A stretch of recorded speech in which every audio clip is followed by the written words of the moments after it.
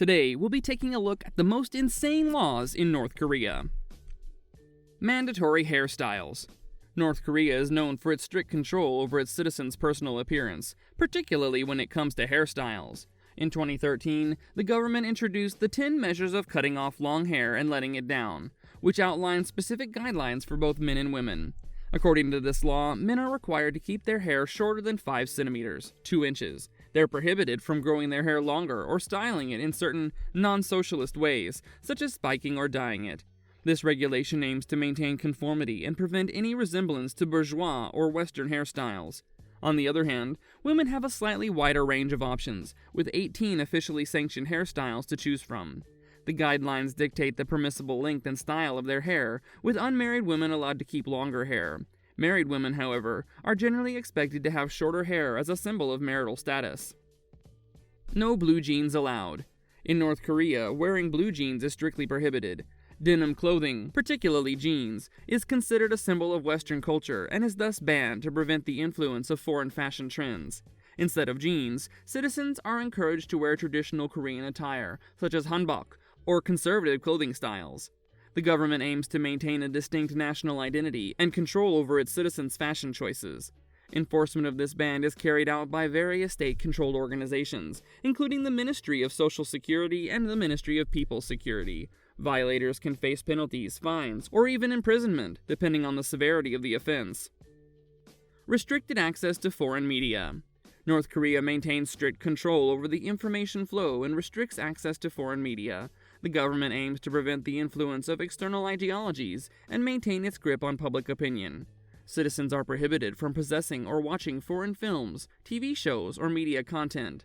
The state-controlled media provides the only authorized information and entertainment sources, which are heavily censored and propagandized to support the government's narrative.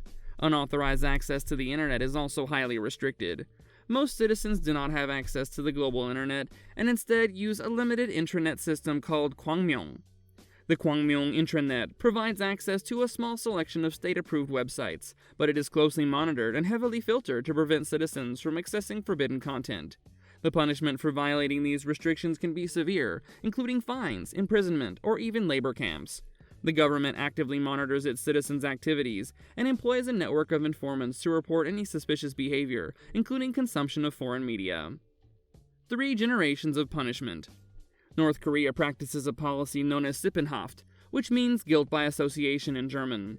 This policy holds not only the person directly responsible for a crime accountable, but also their immediate family members. The punishment can extend for up to 3 generations, affecting not just the individual, but also their parents, siblings, and children. This law is designed to instill fear and prevent any potential dissent or disloyalty toward the state. It creates a climate of collective responsibility, where individuals may hesitate to engage in activities deemed disloyal or against the government's interests, due to the potential consequences it might have on their entire family. Under this law, if someone is accused of a crime or found guilty of engaging in activities seen as threats to the regime, their entire family can face severe penalties. These penalties can include imprisonment, forced labor, or even being sent to labor camps. This policy serves as a powerful deterrent, ensuring that individuals not only fear the repercussions of their own actions, but also consider the potential harm they could bring to their loved ones. Before we continue, make sure to like the video and hit the subscribe button if you're enjoying it. Also press the bell icon so that you don't miss out on any of our upcoming content. Now let's get back to what we were talking about. Ban on owning or listening to foreign music. North Korea strictly controls the music industry to promote its own propaganda and suppress any influence of foreign cultures. The government imposes a ban on owning or listening to foreign music, considering it a threat to their ideological purity and control over the population. Citizens are only allowed to listen to state-approved music, which primarily consists of patriotic and revolutionary songs, praising the regime and its leaders. The government closely monitors music production, distribution, and consumption to ensure adherence to their ideological agenda. Any unauthorized possession of foreign music, including CDs, MP3s, or even listening to foreign radio stations, is considered a violation of the law. Those caught with foreign music can face severe penalties, including fines, imprisonment, or being sent to re-education camps. This ban aims to prevent the spread of foreign influences and maintain strict control over the cultural and artistic expressions of the population.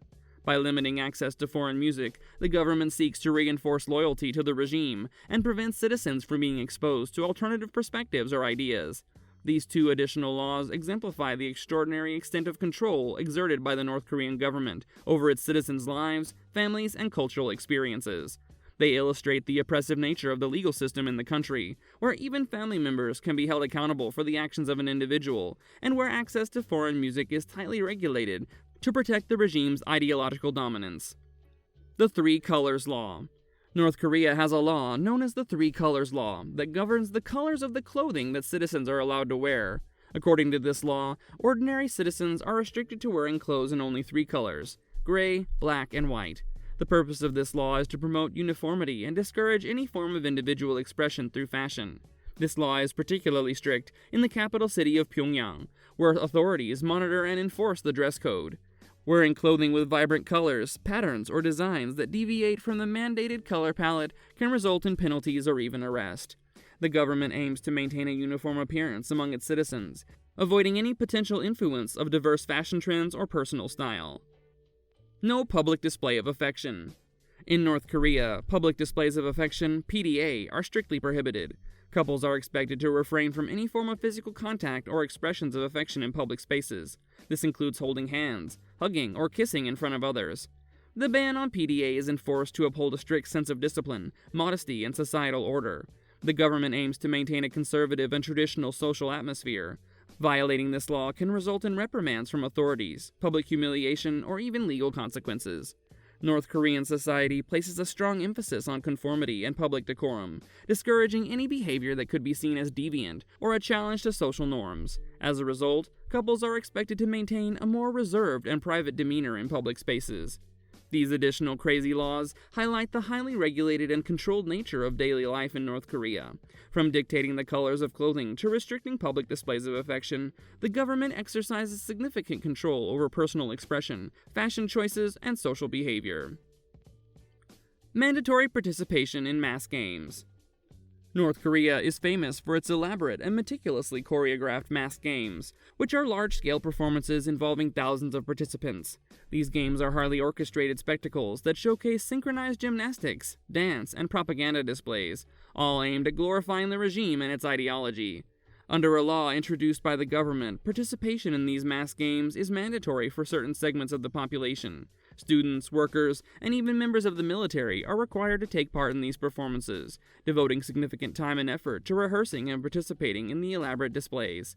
Failure to participate in the mass games or displaying a lack of enthusiasm can have serious consequences, including penalties, public shaming, or even being labeled as politically disloyal. The government views these performances as essential in promoting loyalty, reinforcing the regime's narrative, and fostering a sense of unity among the population. This brings us to the end of our video. Here was a look at some of the most insane laws in North Korea.